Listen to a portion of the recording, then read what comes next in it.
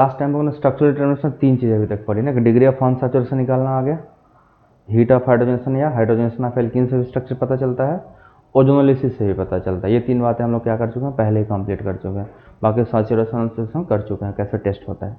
अभी जो आज पढ़ना मोनोक्लोरिनेशन है, इससे भी हमें एल्केन का, इसमें एल्किन एल्काइन नहीं आते हैं, इससे हम किसी भी, जैसे फॉर्मूला दे दिए C5H12, अब इसके 3 आइसोमर हैं, एन पेंटेन, आइसोपेंटेन, नियोपेंटेन।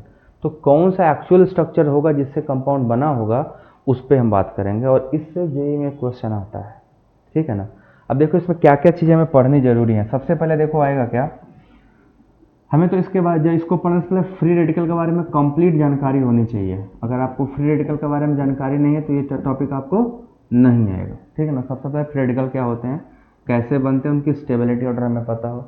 दूसरा इसमें से आता है नंबर ऑफ प्रोडक्ट पूछेगा, नंबर ऑफ मोनोक्लोरो प्रोडक्ट कितने बनेंगे, मोनोक्लोरो प्रोडक्ट्स अगर आपने यहाँ किया तो कितने मोनोक्लोरो प्रोडक्ट पॉसिबल हैं, इससे आप पता लगाओगे। दूसरी चीज़, तीसरा है बॉन्ड डिसोसिएशन एनर्जी, यहाँ से निकालते हैं, bond dissociation energy. Bond dissociation energy क्या होता है, वह एनर्जी जो किसी भी बॉन्ड को तोड़ने के लिए मिनिमम एनर्जी लगती है, उसको बॉन्ड डिसोसिएशन एनर्जी कहते हैं। और इसमें एक चौथा वर्ड आता है फ्रैक्शनल डिस्टिलेशन, इसका नाम सुना है। फ्रैक्शनल डिस्टिलेशन का मतलब, डिस्टिलेशन का मतलब क्या है, अगर मान लो कोई दो इमिसिबल लिक्विड या दो मिसिबल लिक्विड आपस में मिक्स हो गए हैं, मिसिबल लिक्विड है आपस में मिक्स हो गए, अब उनको सेपरेट करना है, तो वही हम लोग बॉईल करते हैं। इनका डिफरेंस होता है बॉइलिंग पॉइंट का। तो बॉइलिंग पॉइंट डिफरेंस की वजह से क्या होता है, ये एक जिसका बॉइलिंग पॉइंट कम होगा, जैसे टेम्परेचर बढ़ा होगा पहले निकल के क्या होगा, बाहर आ जाएगा, जिसका ज़्यादा होगा बाद में आएगा। तो एक फ्रैक्शन पहले आएगा, दूसरा फ्रैक्शन बाद में आएगा।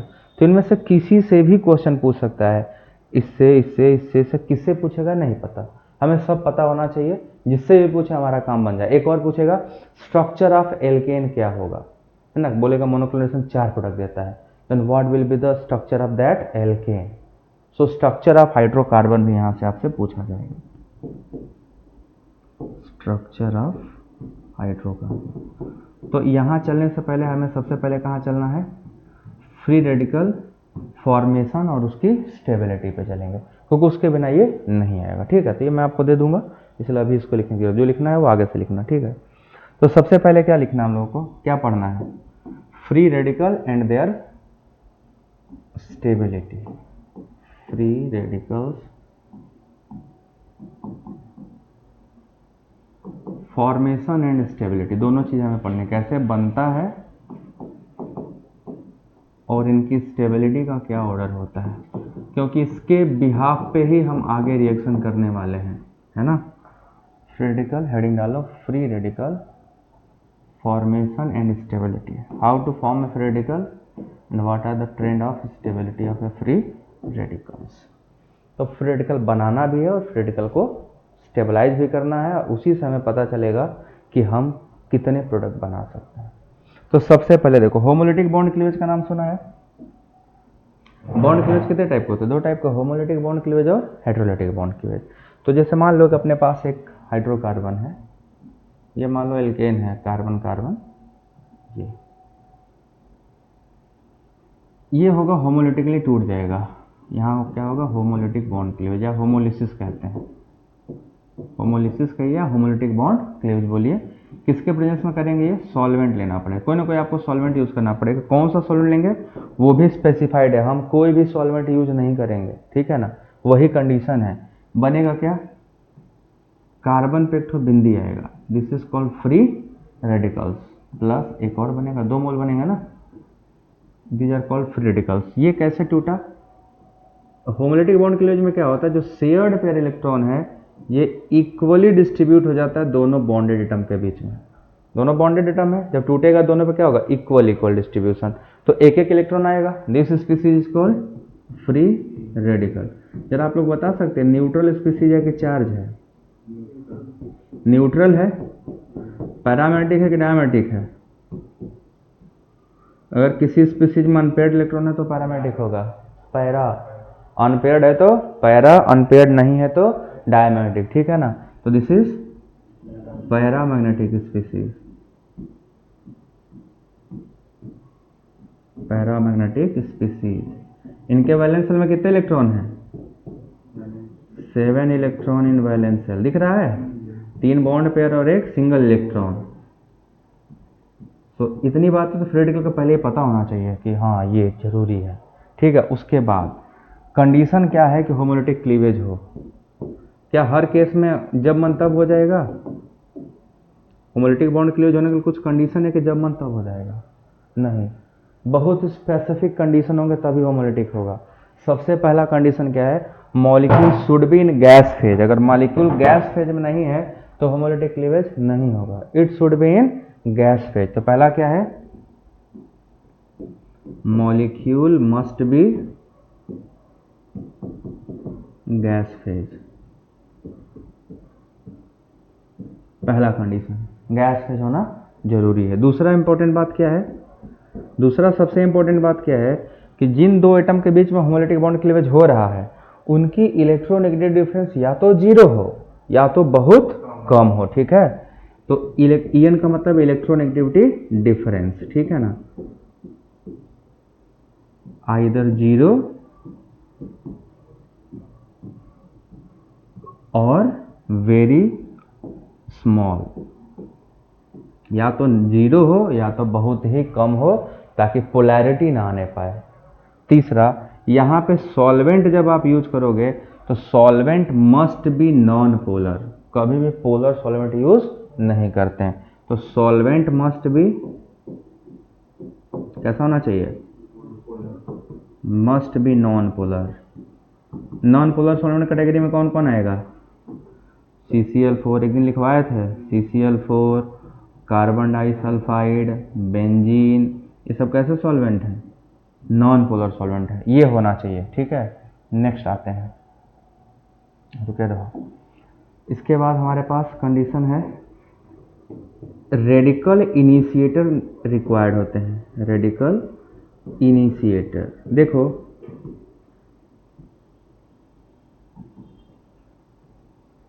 रेडिकल इनिशिएटर क्या होते हैं? क्या कोई बॉन्ड बिना एनर्जी दिए अपने आप टूट जाएगा?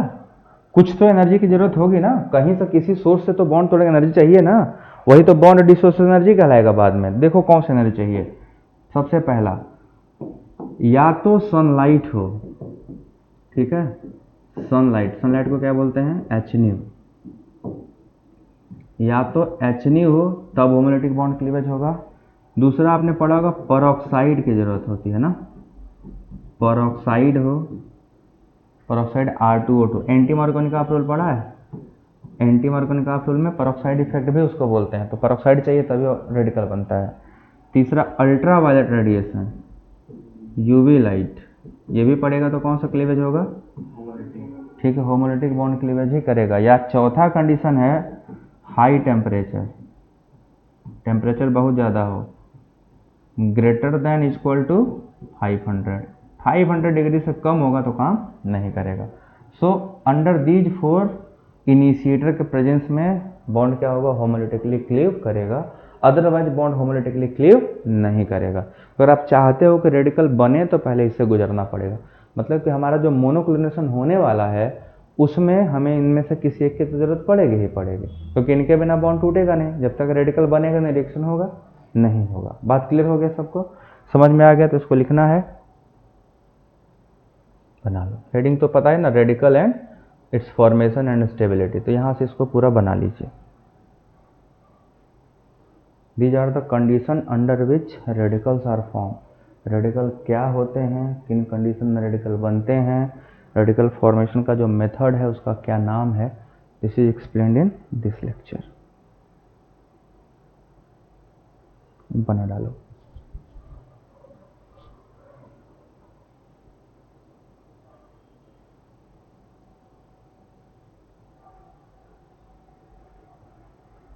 ये सब नॉन पोलर सॉल्वेंट है, इनको बॉक्स में डाल देता हूँ।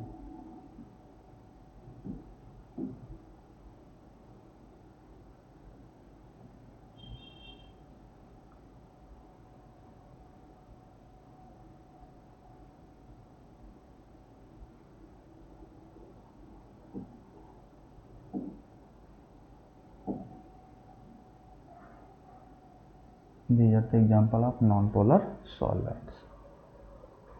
फ्री रेडिकल न्यूट्रल होते हैं, पैरामेटिक होते हैं, इनका हाइब्रिडेशन भी चाहो तो लिख लो।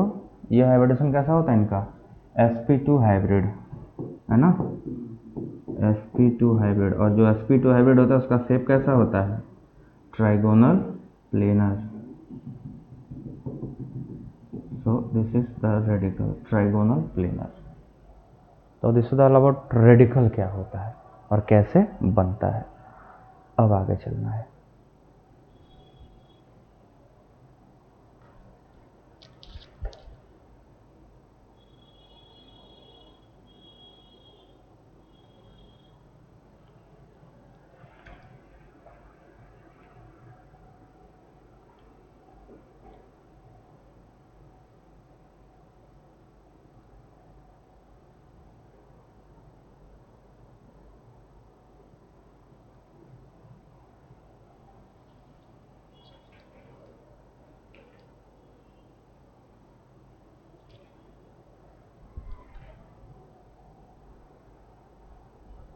बन गया यहाँ तक, ऊपर करें।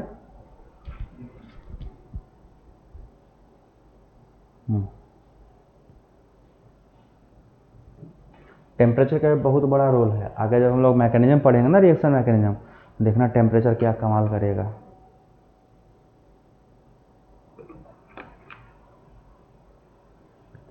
कहीं एलिमिनेशन इसकी ज़रूरत पड़ेगी, कहीं डिहाइड्रेशन में इसकी ज़रूरत पड़ेगी, कहीं रेडिकल फॉर्मेशन में ज़रूरत पड़ेगी। तो अलग अलग जगह इनके अलग अलग वर्किंग होंगे और हम लोग को सब सिलेबस में है। मज़ेदार बात तो ये है। हाँ जी, चला जाए आगे।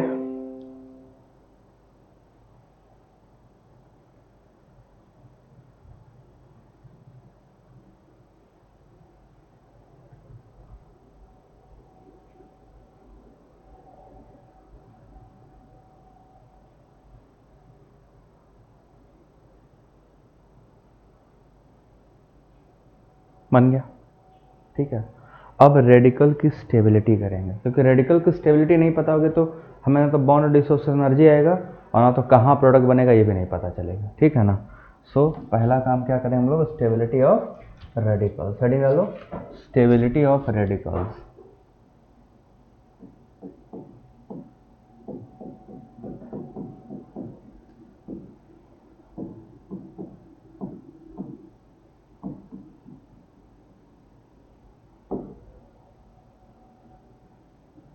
देखिए स्टेबिलिटी ऑफ रेडिकल्स में क्या होने वाला है, ये आपको सीधे वर्ड लगाना है। सबसे ज़्यादा स्टेबल जो होता है बेंजाइलिक रेडिकल होता है। अगर कोई रेडिकल बेंजाइलिक है, कंजुगेशन में है, तो क्या होगा, मोस्ट स्टेबल, ठीक है। सिंगल डबल सिंगल हो जाएगा, दिस इज मोस्ट स्टेबल। फिर कौन सा होगा, एलाइलिक रेडिकल, है ना, this is called allylic radical. अब देखो बेंजाइलिक भी तीन टाइप का होता है, प्राइमरी, सेकेंडरी और टर्सरी। तो टर्सरी मोस्ट स्टेबल, फिर सेकेंडरी, फिर प्राइमरी। वैसे ही एलाइलिक में क्या होता है, तीन टाइप का, प्राइमरी, सेकेंडरी और टर्सरी। फिर कौन आ जाएगा, 3 डिग्री, फिर 2 डिग्री, फिर 1 डिग्री, और सबसे खराब कौन होता है, वो मेथाइल होता है। तो अब हम लोग को यही देखना है, इनको दिमाग में रखना है हमेशा। क्यों रखना है, क्योंकि सारी कहानी इन पे बेस्ड है। अगर ये नहीं याद रहेंगे तो हम लोग बहुत परेशानी में आ जाएंगे। फिर हमें ना तो BDE समझ में आएगा और ना फिर हमें मोनोक्लोरेशन कहाँ बनेगा ये भी नहीं समझ में आएगा, ठीक है। सो हम 1 बाय 1 स्टार्ट करेंगे। अभी पहले हम लोग यही पढ़ेंगे बॉन्ड डिसोसिएशन एनर्जी, क्योंकि जब बॉन्ड डिसोसिएशन एनर्जी पता रहेगा तब कहाँ प्रोडक्ट बनेगा अपने आप तुम बताओगे, हाँ सर यहाँ प्रोडक्ट बनेगा, यही बनेगा। क्योंकि भाई एक मॉलिक्यूल में एक से अधिक प्रोटॉन हो सकते हैं ना, बट हर जगह तो प्रोडक्ट नहीं बनेगा, कहीं एक ही जगह बनेगा, वो हमें चुनना होता है। सो this is the stability order of. अब बेंजाइलिक में आ गया तो टर्सरी बेंजाइलिक, एलाइलिक में आ गया तो टर्सरी एलाइलिक, मोस्ट स्टेबल हो जाएगा। ओके, तो चलें। तो मोनोक्लोरिनेशन का मतलब क्या होता है, मान लो हमने कोई हाइड्रोकार्बन लिया, ठीक है, कोई हाइड्रोकार्बन लिया RCH3, है ना, RCH3। मोनोक्लोरिनेशन का इतना ही मतलब है कि सिर्फ एक ही क्लोरीन एक बार में जुड़ेगा, चाहे तुम कितना भी क्लोरीन ले लो। मोनो का मतलब सिंगल है, तो हमें प्रोडक्ट क्या मिलेगा, RCH2Cl। सिर्फ एक प्रोडक्ट हमें मिलने वाला है और कोई प्रोडक्ट नहीं मिलेगा। अगर ऐसा मिला तो क्या बोलेंगे, मोनोक्लोरो। भाई प्रोटॉन तो 3 थे, तीनों जुड़ जाता, तब वो पॉलीक्लोरो हो जाता। R बराबर में मेथाइल इथाइल प्रोपाइल कुछ भी हो सकता है, उन पे भी H हटा कर Cl जुड़ जाए। तो सवाल यह कि पॉलीक्लोरो का कोई मतलब नहीं बनेगा। मोनोक्लोरो से पता चलेगा कितने डिफरेंट टाइप के प्रोटॉन हो सकते हैं और कितने डिफरेंट टाइप के प्रोडक्ट। अब उस पे जाने से पहले हम आपको बॉन्ड डिसोसिएशन एनर्जी पढ़ाने वाले हैं, क्योंकि यहाँ होमोलिटिक कैसे Cl कैसे आया होगा, CH बॉन्ड टूटा होगा, रेडिकल बना होगा, फिर CCl बॉन्ड टूटा होगा, रेडिकल बना होगा, फिर C और Cl रेडिकल जुड़ गए होंगे, प्लस एक H और Cl रेडिकल जुड़े होंगे। तो इस पूरे प्रोसेस में बॉन्ड टूटे हैं फिर बॉन्ड बने हैं, तो बॉन्ड डिसोसिएशन हुआ ही है। अब कई बॉन्ड हो सकते हैं मॉलिक्यूल में, कहीं पे single bond, double bond, triple bond, है ना, ट्रिपल बॉन्ड से जुड़ा हाइड्रोजन, सिंगल बॉन्ड से जुड़ा हाइड्रोजन, डबल बॉन्ड से जुड़ा हाइड्रोजन। क्या सबके नेचर एक जैसे होंगे? बिल्कुल नहीं। मजबूत से जुड़ा है तो मजबूत होगा, कमजोर जुड़ा है तो कमजोर होगा। क्लियर है कि नहीं है? अब हम लोग को क्या पढ़ना है यहीं पे, इसी बात के लिए तुम्हें पढ़ना है बॉन्ड डिसोसिएशन एनर्जी। इससे क्वेश्चन आएगा और मैं भी आपको MS चौहान के बुक से क्वेश्चन दे दूंगा, ठीक है, उसमें बहुत अच्छे से दिया है बॉन्ड डिसोसिएशन एनर्जी, और ये जेई में 2-3 बार इससे क्वेश्चन आ चुके हैं। इसको हम लोग शॉर्टकट में क्या लिखेंगे, BDE।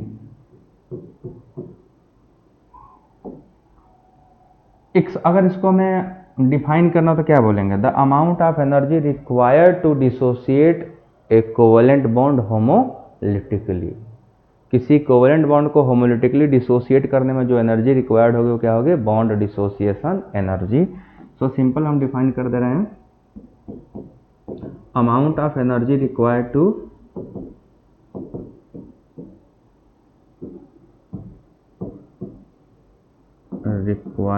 Dissociate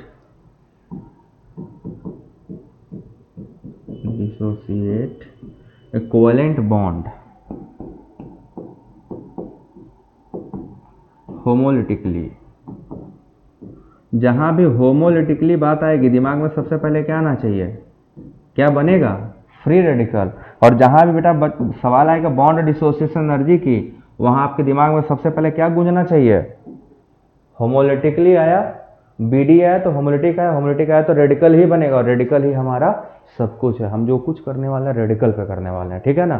so radical is high concern चीज है हमारे पॉइंट ऑफ व्यू से, तो हमें इसी पे फोकस रखना है, रेडिकल। अब आपको दिखाते हैं मजेदार कैसे बॉन्ड टूटते हैं। अब भाई देखना पड़ेगा कि ये BD किन फैक्टर्स पे डिपेंड करेगा, है ना, किन किन चीजों पे डिपेंड करेगा। बना लीजिए, कोई बॉन्ड तोड़ना है, एकदम सिंपल सी बात है, हमें कोई बॉन्ड तोड़ना है, तो सबसे पहले जानना पड़ेगा ना वो कौन सी चीजें जो बॉन्ड को टूटने से रोकती हैं, या वो कौन सी चीजें बॉन्ड को टूटने जा टूट जाओ। वही बात है, होमोलिटिकली हो रहा है तो एक तो रेडिकल फॉर्म होगा, तो ये तो होगा कि रेडिकल जो बन रहा है उसकी स्टेबिलिटी डिसाइड करेगी, है ना। और दूसरा फैक्टर है बॉन्ड स्ट्रेंथ, अगर कोई बॉन्ड मजबूत है तो जल्दी टूटेगा। तो BD में क्या आएगा, कौन कौन से फैक्टर अफेक्ट करने वाले हैं, 2 फैक्टर्स हैं, फैक्टर्स अफेक्टिंग BD। जरा अच्छे से समझना, क्वेश्चन यहां से उठा है और आता भी है, अभी तुमको दूंगा, तुम्हें भी करना पड़ेगा। पहला फैक्टर है बॉन्ड स्ट्रेंथ, बॉन्ड स्ट्रेंथ। अगर कोई बॉन्ड मजबूत है तो जल्दी टूटेगा, कमजोर है तब जल्दी टूटेगा। सिग्मा बॉन्ड जल्दी टूटेगा, पाई बॉन्ड, पाई बॉन्ड देखो साइड वाइज ओवरलैप, थोड़ा सा ओवरलैप होता है। अगर डबल बॉन्ड है तो उसमें पहले पाई टूटेगा फिर सिग्मा टूटेगा। सिंगल बॉन्ड है तो भाई सब सिग्मा है। अब देखेंगे कौन टूटेगा, अभी बताता हूँ। दूसरा है यहाँ पे स्टेबिलिटी ऑफ रेडिकल। अब देखो अगर हमें स्टेबिलिटी ना पता हो तो हम यहीं फंस जाते कि नहीं, है ना। तो स्टेबिलिटी ऑफ रेडिकल भी हमें चाहिए तुम देंगे, घबराओ मत, सब मिलेगा। अब इन 2 फैक्टर को डिटेल में डिस्कस करने जा रहा हूं, ठीक है। इन दोनों फैक्टर्स को बहुत अच्छे से समझना है, तो 1 बाय 1, क्योंकि आप लोग को ये दोनों फैक्टर जब अच्छे से आ जाएंगे तो क्वेश्चन धड़ाधड़ लगता है, जब तक नहीं आएगा तब तक क्वेश्चन नहीं लगेगा।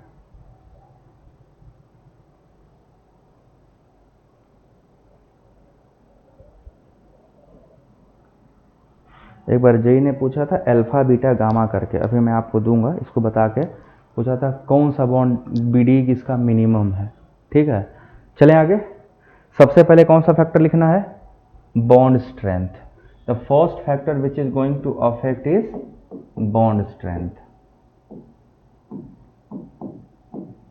क्योंकि मोनोक्लोरिनेशन में हम लोगों ने देखा है कि हमारा जो काम होने वाला है वो CH बॉन्ड के ब्रेकिंग से होने वाला है ना, H हटेगा Cl आएगा, सब्स्टिट्यूशन रिएक्शन है, फ्री रेडिकल सब्स्टिट्यूशन है। तो जरा देखो, एक ऐसा कंपाउंड है जिसमें कार्बन कार्बन ट्रिपल बॉन्ड जुड़ा है, ठीक है, कार्बन कार्बन क्या है, ट्रिपल बॉन्ड, उसका H है।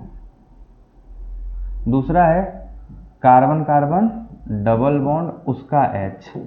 और तीसरा है कार्बन कार्बन सिंगल बॉन्ड, उसका H, है ना, 3 H होगा। अब बस मुझे आपसे ये जानना है कि कौन सा CH बॉन्ड सबसे ज़्यादा मजबूत होगा। देखो ध्यान से देखो, 1 बाय 1 में सब लिख देता हूँ। This carbon is sp hybrid, है ना, परसेंटेज S करेक्टर यहाँ कितना होगा, 50%। जिस कंपाउंड का परसेंटेज S करेक्टर हाई होता है उसकी इलेक्ट्रोनेगेटिविटी भी क्या होती है, बहुत हाई होती है, ठीक है ना, इट हैज़ हाई इलेक्ट्रोनेगेटिविटी। जिसका इलेक्ट्रोनेगेटिविटी बहुत हाई है वो बॉन्ड बहुत मजबूत बनाएगा। मजबूत बॉन्ड का लेंथ छोटा होता है, जिसका लेंथ छोटा होता है उसका स्ट्रेंथ ज़्यादा होता है। तो इस कंपाउंड का जो बॉन्ड लेंथ है पता है कितना है, ये जो CH बॉन्ड है, this bond length is 1.06 angstrom, ठीक है। What about this, this is sp2 hybrid. sp2 hybrid होगा तो बच्चों परसेंटेज S कितना होगा, 33.3। इससे कम इलेक्ट्रोनेगेटिव हुआ ना, तो इसका बॉन्ड क्या होगा, थोड़ा सा कम मजबूत होगा। तो इसका लेंथ होता है 1.09 एंगस्ट्रॉम, ये बॉन्ड लेंथ बता रहा हूँ CH का। और ये कैसा हाइब्रिडाइज है, sp3। इसमें परसेंटेज करेक्टर कितना होगा, 25 थी, और कम इलेक्ट्रोनेगेटिव। इलेक्ट्रोनेगेटिव जानते हो क्या होगा, एक ऑर्बिटल ये है, दूसरा ऑर्बिटल ये है। हम सब जानते हैं कि ओवरलैप कैसे होता है, ओवरलैप कैसे होता है, वी ऑल नो, एक बॉन्ड आएगा दूसरा बॉन्ड आएगा, ऐसे ओवरलैप कर जाएगा, है ना, ओवरलैपिंग तो ऐसे ही होगी। अगर इलेक्ट्रोनेगेटिविटी कम है, इलेक्ट्रोनेगेटिविटी कम है तब क्या होगा, ओवरलैपिंग भी कम होगा। अब दोनों इलेक्ट्रोनेगेटिव ज़्यादा तो ये इसके ऑर्बिटल को खींच लेगा, ये इसके ऑर्बिटल को खींच लेगा, ठीक है ना, तो ओवरलैप क्या हो जाएगा, बढ़िया हो जाएगा। बात समझ में आएगी नहीं, तो मोर इलेक्ट्रोनेगेटिव ज़्यादा ओवरलैप, ज़्यादा मजबूत बॉन्ड, कम ओवरलैपिंग कमजोर बॉन्ड। समझ गए कि नहीं समझ गए। और मैं पूरा यहाँ डेटा आपको समझा दिया अच्छे से, 25%, तो यहाँ पे लेंथ कितना है, 1.10 एंगस्ट्रॉम। अब सबसे कमजोर बॉन्ड देखो, ये बॉन्ड लेंथ दिया हो ना, तो बॉन्ड स्ट्रेंथ जो होता है this is inversely proportional to bond length. इस फॉर्मूले से क्या समझ में आया कि जिसका लेंथ ज़्यादा है उसकी मजबूती क्या होगी, कम होगी, है ना, मजबूती कम। तो किसकी मजबूती सबसे कम है, सबसे कमजोर बॉन्ड कौन सा है, sp3 वाला, एल्केन वाला। ये एल्कीन का है और ये एल्काइन का। तो सबसे जल्दी टूटेगा कौन, एल्केन, उसका BD क्या होगा, मिनिमम। तो हम लिख सकते हैं ना, BD directly proportional to bond strength, directly proportional to bond strength, but inversely proportional to bond length. क्यों, जिसका बॉन्ड लेंथ ज़्यादा है उसको तोड़ने में एनर्जी कम लगेगी, जिसका स्ट्रेंथ ज़्यादा उसको तोड़ने में एनर्जी ज़्यादा लगेगी। Now it is clear cut एकदम कि कहीं एल्कीन का प्रोटॉन दिखा, एल्केन का प्रोटॉन दिखा, एल्काइन का प्रोटॉन दिखा, तो पहले कौन टूट जाएगा, एल्केन वाला, फिर एल्कीन वाला, फिर एल्काइन। तो एल्काइन का बॉन्ड जल्दी डिसोसिएट नहीं होगा होमोलिटिकली, ये होमोलिटिकली जल्दी डिसोसिएट नहीं होगा। क्लियर हुआ कि नहीं ये बात एकदम, बोलो तुम भी बताओ, पक्का ना। तो इसको पहले बना लिया जाए कि और आगे चलें, बना लिया जाए। This is the concept and concept should be form first. This is more BD, इसके पास और ज़्यादा BD, ये हमारा BD का ऑर्डर है। सो कॉन्सेप्ट ऐसे बनते हैं, ऐसे ही चीज़ें देखो दिखना चाहिए कि अच्छा ये ज़्यादा हो गया तो कम हो जाएगा।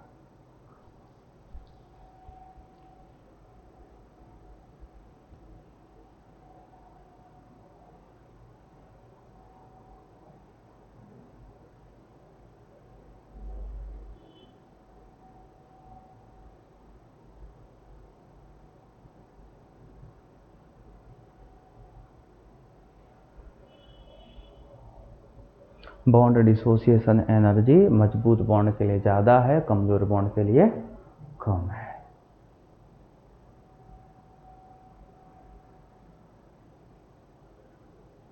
इसी कॉन्सेप्ट पे हम लोग एलाइलिक और बेंजाइलिक सब्स्टिट्यूशन करेंगे। यहीं मैं बता दूंगा तुम लोगों को एलाइलिक हैलोजिनेशन क्यों जल्दी होता है, बेंजाइलिक सबसे तेज क्यों होता है, एल्कील पे सबसे कम क्यों हो जाता है, अभी दिखाता हूँ।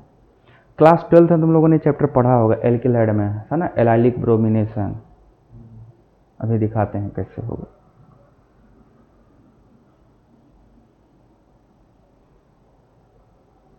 Single bond dissociated fast, double bond dissociated slow.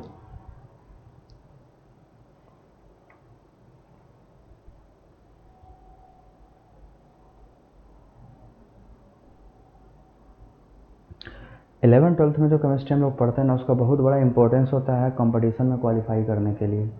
क्योंकि अगर आपका बेस अच्छे से क्लियर नहीं हुआ तो बड़ी दिक्कत हो जाती है कंपटीशन में। कंपटीशन में अब हाई लेवल क्वेश्चन आते हैं ना, वो सीधे नहीं आते। अब कंपटीशन आप बताओ 11-12 2 साल में पढ़ते हो और टारगेट 1 साल में पढ़ते हैं लोग, तो अब 1 साल में कैसे कवर कर ले?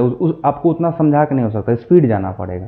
फिर वहीं क्या होता है, जो बच्चे नहीं कर रहते हैं या थोड़ा कमज़ोर होते हैं उनको स्ट्रगल ज़्यादा होता है। But consistency is everything. अगर आप कंसिस्टेंट हो तो हो जाएगा। तुम्हारा अच्छा है, उम्मीद करूँगा तुम्हारे रैंक अच्छे हैं। अब इसका देखते हैं, चालू तो करा ही है, आगे चला जाए। देखो दूसरा फैक्टर है स्टेबिलिटी ऑफ रेडिकल, है ना, स्टेबिलिटी ऑफ रेडिकल। तो इसमें क्या लग रहा है, स्टेबिलिटी ऑफ रेडिकल का क्या रिलेशन होगा बीडी से?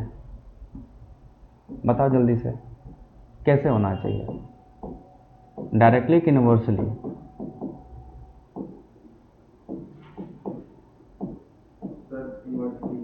इनवर्सली होना चाहिए, पक्का है ना?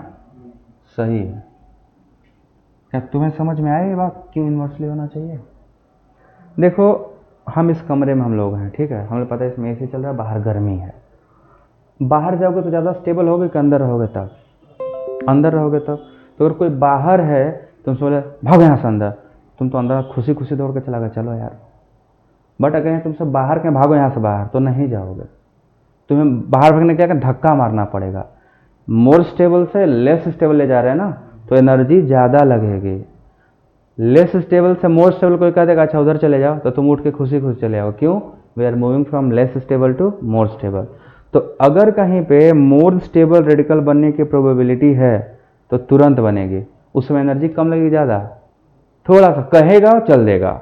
और अनस्टेबल होने वाला होगा तो मार पीट के धक्का मार के ले जाना पड़ेगा, चलो।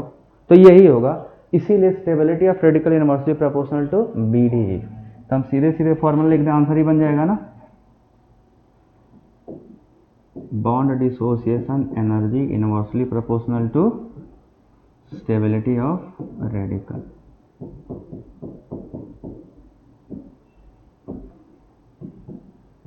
Stability of radicals. Clear cut है ना। अब एक ही फॉर्मूला में दोनों चाहे तो लगा सकते हैं। B D directly proportional to bond strength, inversely proportional to stability of radical. तो हमारा पूरा फॉर्मूला ही हो गया। अब आएंगे क्वेश्चन पर। तो पूरा फार्मूला तुम लोग अपने से बना के लिख सकते हो ना, कि इसके यहाँ लिख दें हम ये bond strength upon stability of radical. यही दो फैक्टर तो हमें पढ़ने हैं, दोनों हो गए एक ही फार्मूले में। चलो एक क्वेश्चन करते हैं, इधर देखो।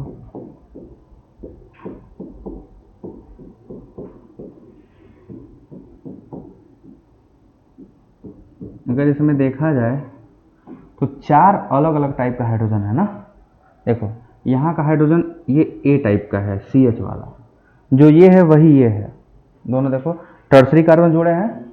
ये क्या है, B है। ये क्या है, C।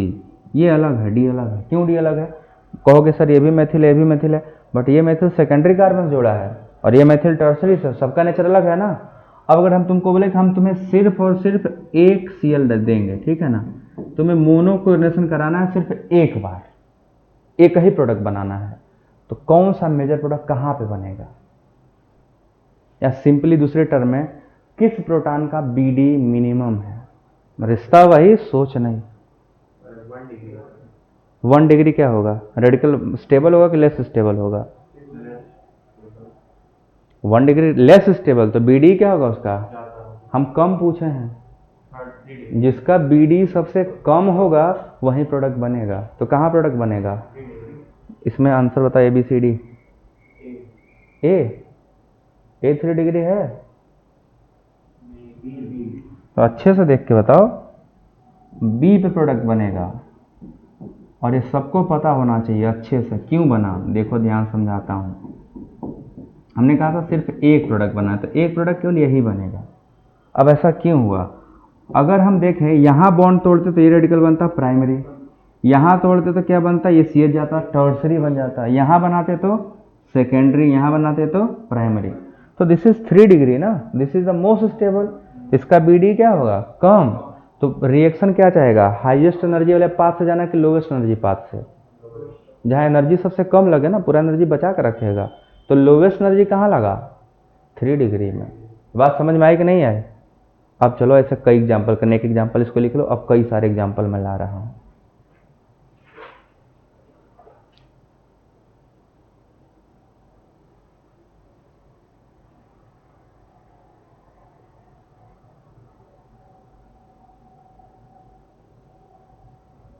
बस आपको पहचानना है कौन सी जगह टर्सरी बनेगा, कौन सी जगह प्राइमरी बनेगा, कहाँ सेकेंडरी, कहाँ एलाइलिक, कहाँ बेंजाइलिक, ये सब देखना पड़ेगा। क्योंकि अब 2 फैक्टर हम कंबाइन करेंगे, बॉन्ड स्ट्रेंथ भी और स्टेबिलिटी ऑफ रेडिकल भी, तभी आंसर आएगा। बताओ आगे। क्वेश्चन लिखो, अरेंज फॉलोइंग प्रोटॉन्स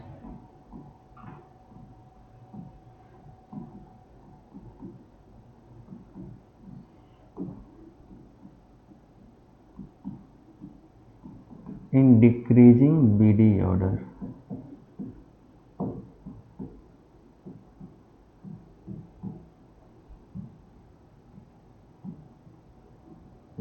ठीक है, पहला है हमारे पास, सबसे पहला कंपाउंड जो दे रहा हूँ ये है CH3 CH2 CH double bond CH CH3।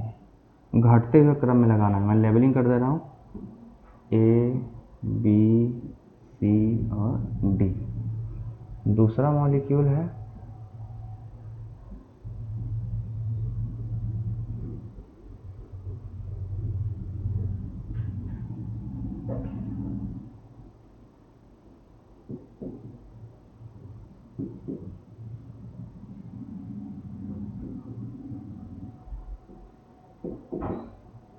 अब उसको हम लेबलिंग कर दे रहा हूँ HA HB HC और HD। तो पहले इन दोनों कर लेते हैं, तब आगे क्वेश्चन करेंगे।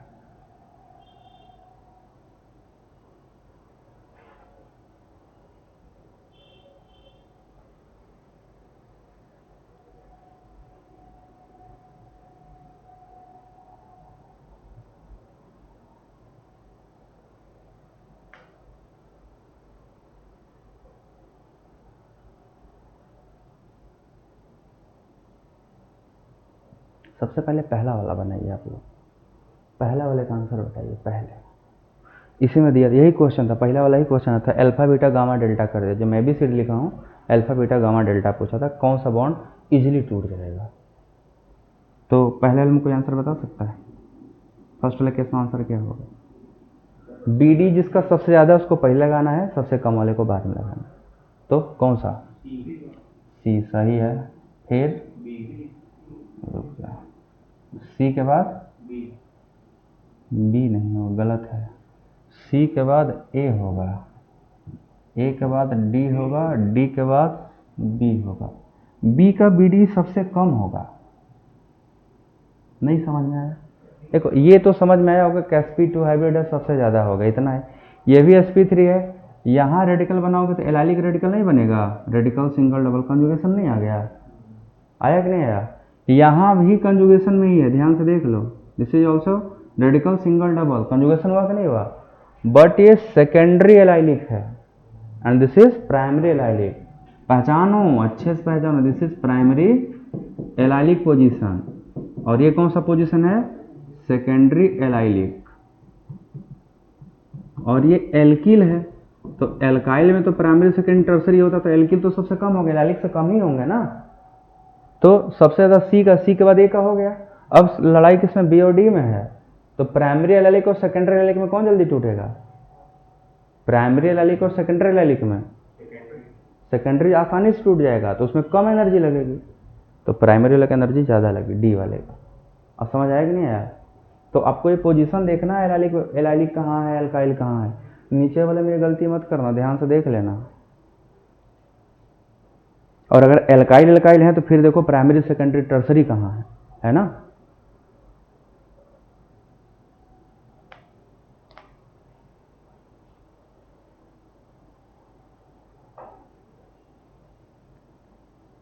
तो इस केस में हमें लग रहा है सबसे ज़्यादा बॉन्ड डिस्ट्रीब्यूशन एनर्जी कहाँ पे है,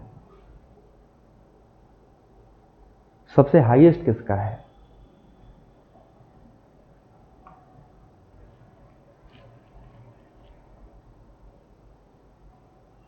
प्रोटॉन्स को देखो, जहाँ पे जुड़ा उस कार्बन को देखो, जहाँ प्रोटॉन जुड़ा उसी कार्बन को देखो कौन सा है, कैसा है, डबल बॉन्ड का है, सिंगल बॉन्ड का है, सिंगल बॉन्ड का है। अगर डबल बॉन्ड का है, डबल बॉन्ड सबसे ज़्यादा हो जाएगा।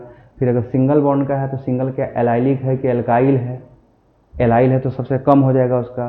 फिर अगर एल्काइल है तो प्राइमरी है कि सेकेंडरी है, ये सारी चीज़ें देखनी है। तो इसमें सबसे हाईएस्ट अगर ढूंढा जाए तो कहाँ है, डबल बॉन्ड वाला कोई है,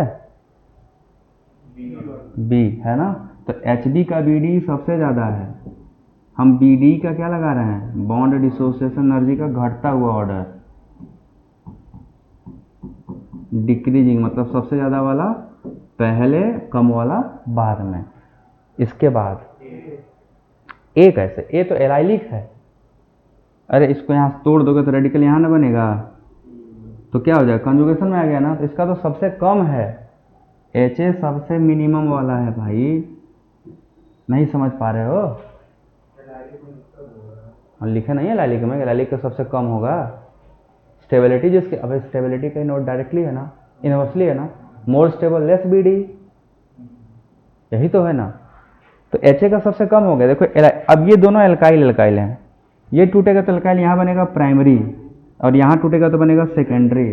तो which one is more stable, secondary is more stable, उसका बी डी कम होगा। उससे ज़्यादा किसका हुआ, एच सी का। तो एच बी के बाद एच सी के बाद एच डी है ना, और सबसे कम किसका हुआ। अब बोलो समझ आया कि नहीं आया, बात समझ में ना। क्या करना है आपको, पहले देखना है कोई एलाइलिक है तो सबसे कम उसी का, उसको लास्ट में लगा लो। कोई डबल या ट्रिपल बॉन्ड वाला है तो सबसे ज़्यादा उसका, उसको पहले लगा लो। अब बाकी जो बचे हैं उनमें देखना है कि जो है वो प्राइमरी है कि सेकेंडरी। तो स्टेबिलिटी ऑर्डर क्या है, बेंजाइलिक, एलाइलिक, एल्काइल, यही ऑर्डर फॉलो भी करना है। क्लियर हुआ ना। अब देखो बना लिए इसको, समझ आ गया। एक क्वेश्चन और देते हैं, क्लास 12 के एनसीईआरटी से है, ठीक है। एनसीईआरटी में दिया है कि अगर इस पर मैं ब्रोमिनेशन कराना हो, टेम्परेचर लिख दे रहे हैं, ये टेम्परेचर देखते ही क्या दिखाई, क्या समझ में आएगा, कौन सा जाएगा ये, है ना, क्रिटिकल जाएगा कि नहीं जाएगा।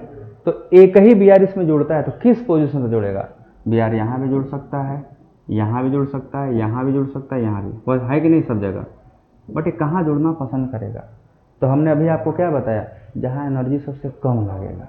इस पूरे सिस्टम में सबसे कम एनर्जी कहाँ लगेगा, डबल बॉन्ड के पास के डबल बॉन्ड के बगल वाले पे। जैसे डबल बॉन्ड तो यही है, एक ये है एक ये है, कौन से पोजीशन पे, ये वाले पे, ये एलाइलिक पोजीशन है। अगर इसको तोड़ोगे होमोलिटिकली तो यहाँ क्या बनेगा, ये बनेगा, है ना। और ये कैसा है, रेजोनेंस स्टेबलाइज्ड है। तो अगर रेजोनेंस स्टेबलाइज है तो हमें पता चल गया कि रेडिकल ये मोर स्टेबल है। बाकी यहाँ बनाते तो रेजोनेंस नहीं होता, इस पर टूटता ही नहीं, डबल बॉन्ड वाला है। तो सबसे कम एनर्जी क्या है, यही है। तो यहाँ पे क्या लगा, लीस्ट बी डी। तो याद रखना बी डी रिएक्टिविटी भी बताने वाला है। जिस सिस्टम का बी डी मिनिमम है वहाँ पर रिएक्शन सबसे तेज होंगे, और जिनका बी डी बहुत ज़्यादा है वहाँ रिएक्शन सबसे स्लो होंगे। समझ आया बाबू लोग। तो इसका प्रोडक्ट क्या बनता है, बी आर कहाँ का जुड़ जाता है, इसी खोपड़िया पे, खोपड़ी कहाँ है इसका, ये रहा, ये NCERT में दिया है, ठीक है। NCERT जा खोलना 12th वाला, उसमें कन्वर्जन में दिया है एक्सरसाइज वाले में।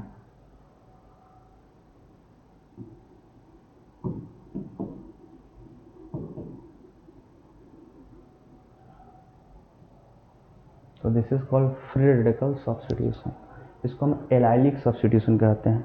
एलाइलिक है तो एलाइलिक पे ही जाएगा ना, this is called allylic substitution, लिख देगा।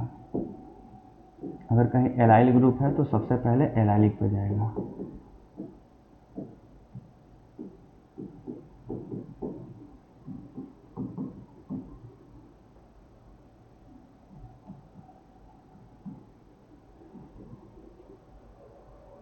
This is called allylic substitution, that's all. तो BD समझ में आ गया अच्छे से, निकाल लोगे बॉन्ड डिस्ट्रीब्यूशन एनर्जी।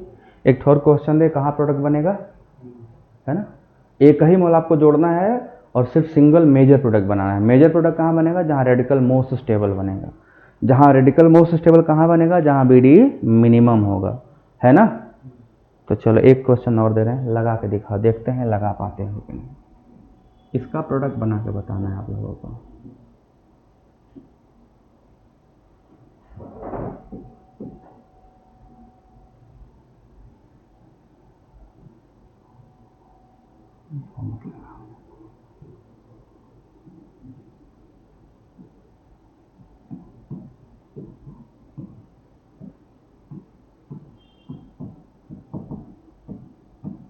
बस एक प्रोडक्ट इसका बनाना है जो मेन बनेगा, मेजर प्रोडक्ट, ठीक है। और एक इसका,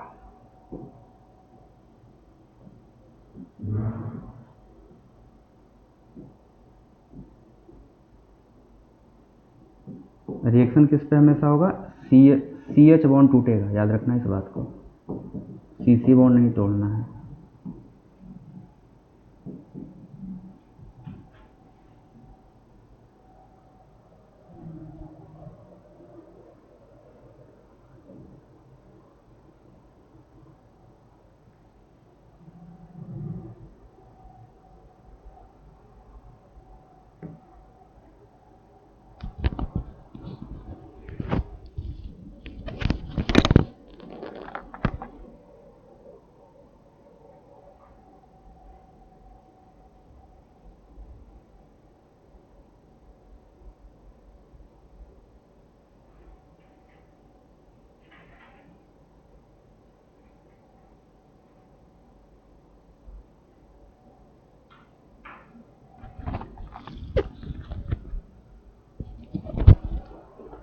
पहले वाले में क्या बनते हुए नजर आ रहा है,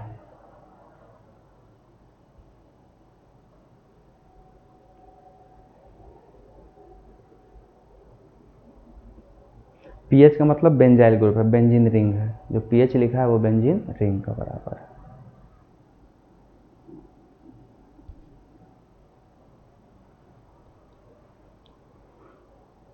इसमें मिला सबसे स्टेबल रेडिकल कहाँ बनेगा, देखो ये भी पोजीशन टर्सरी है ना, और ये भी टर्सरी है, ये टर्सरी एलाइलिक है और ऊपर एलाइलिक भी है और बेंजाइलिक भी है। तो बेंजाइलिक एलाइलिक दोनों में कौन ज़्यादा स्टेबल होगा, जहाँ एलाइलिक प्लस बेंजाइलिक दोनों आ गए ना, तो मोस्ट स्टेबल यहाँ बनेगा, तो यही बनेगा प्रोडक्ट। समझ में आया कि नहीं आया, क्योंकि पीएच मतलब बेंजीन रिंग रेजोनेंस करके स्टेबलाइज करना, जब पीएच नहीं लिखा तो पीएच H2 रेडिकल, तो इसका मेन प्रोडक्ट हमें यही मिलेगा। We are going to obtain this product as a major, यही प्रोडक्ट है। क्योंकि इसका तुम रेडिकल जब बच्चा बनाओगे, देखो इसका जो मेजर रेडिकल बनेगा वो ये बनेगा, ये पीएच जो है बेंजीन रिंग है उसमें भी रेजोनेंस और इधर भी रेजोनेंस, तो ये मोस्ट स्टेबल हो गया, और जो मोस्ट स्टेबल होगा वो क्या करेगा, वही मेन प्रोडक्ट देगा। क्लियर है ना। इस वाले में कहाँ बनेगा, और रिंग पे तो बन नहीं सकता, या तो यहां बनता ये बेंजाइलिक, या तो यहां बनता, तो ऊपर वाला सेकेंडरी बेंजाइलिक होगा, नीचे वाला टर्सरी बेंजाइलिक, तो टर्सरी बेंजाइलिक इज मेजर। सो अब आपको जब रेडिकल सब्स्टिट्यूशन पढ़िएगा तो आपको लगेगा अरे ये तो बस उसी पर डिपेंडेंट है। ये आपका क्या हो गया, मेजर प्रोडक्ट है ये। फिनाइल मतलब बेंजीन रिंग ना बाबा, उसका मतलब ये देखो बेंजीन रिंग हो गया ये, और जहाँ जुड़ा है वो एक कार्बन है जिस पर ऐसा रिंग जुड़ा है। अब समझ आया? यहाँ रेडिकल जब बनाओगे तो इधर भी रेजोनेंस, इधर भी एलाइलिक, इधर भी रेजोनेंस, यही ना हुआ। पीएच मतलब दिस रिंग, तो इधर भी रेजोनेंस करेगा, इधर भी, तो हाईली स्टेबल हो गया। जितना ज़्यादा रेजोनेंस उतना ज़्यादा स्टेबल। क्लियर है?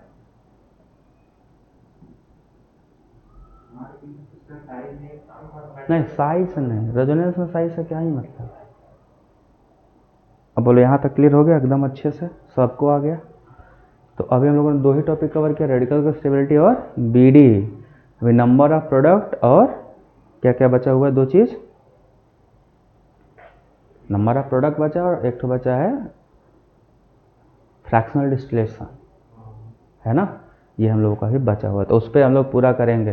तो पूरा एकदम क्वेश्चन जो होते हैं, एक दो क्वेश्चन दे दे रहा हूँ, इसको बैठ के इसका बीडी निकालो।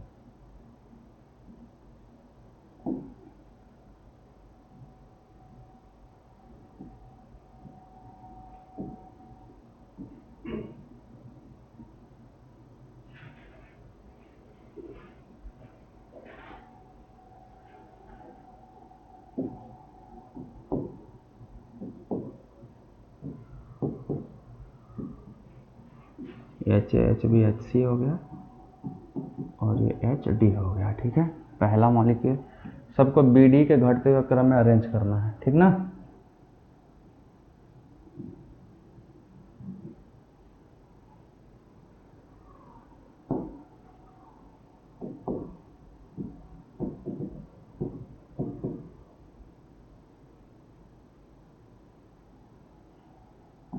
HA HB HC,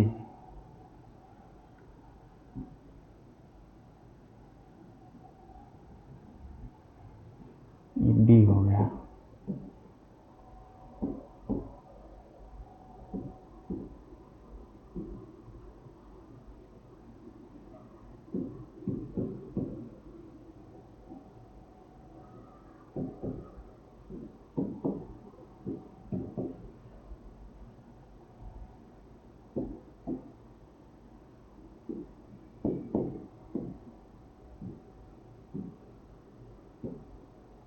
इसमें भी निकाल, इन तीनों को आपको निकाल के रखना है, ठीक है।